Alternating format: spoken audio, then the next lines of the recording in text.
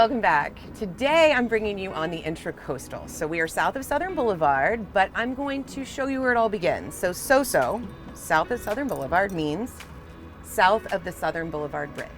So I'm bringing you on the water. I'm going to give you a tour from the water of south of Southern and tell you a little bit more about south of Southern, its history, its vibe, the whole thing. But we're going to do it from the water. See you soon.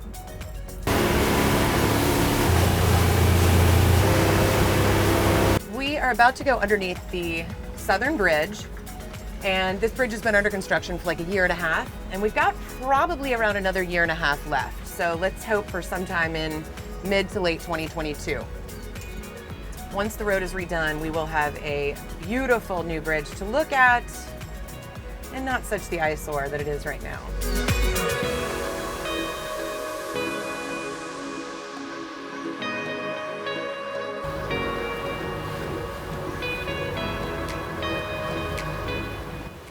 When you get closer to the south end, you hit a section called Sumo Beach, and it is a public park, so to speak. And it is a beach for the south end of West Palm, and most of the times you will find children playing or throwing a football and lots of people walking dogs.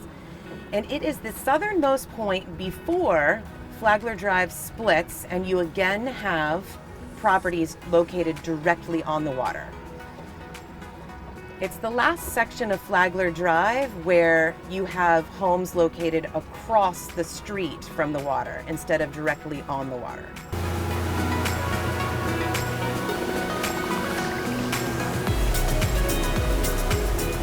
So when we started, we were at the Southern Bridge. Now we are at the end of SoSo, which is the C51 Canal, which is the waterway between Lake Worth or College Park and south of Southern.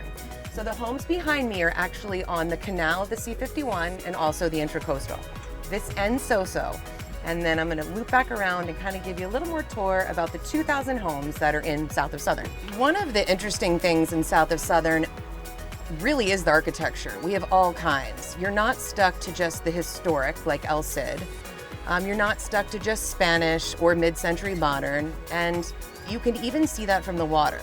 We will have a one-story mid-century modern next to a 1980s house that needs to be renovated, next to a brand new modern house, and so on and so forth. That's one of the things that people love about south of Southern is that for the most part, with the exception of two streets, Pilgrim and Plymouth, the neighborhood is not deemed historic. So you can do whatever you want to it.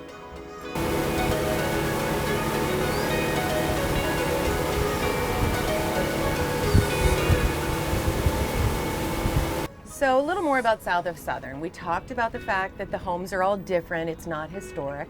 It's in a great elementary school district. So we have South Olive Elementary School, which is a phenomenal school. It's A-rated. They also have a great gifted program if your child is exceptional or exceptionally bright.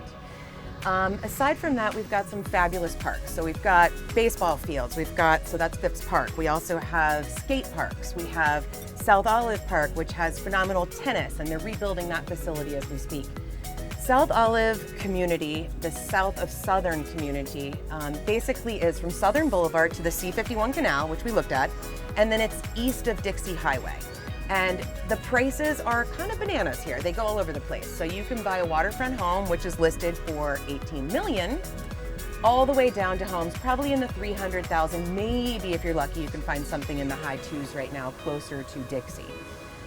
So that's kind of a little bit of history, or I guess a little bit of the nuances of south of Southern neighborhood, SoSo. And if you have any questions at all, you know where to find me. Call me anytime. I'd love to show you around SoSo, El Cid, Palm Beach, wherever. Thanks for joining. Have a great day.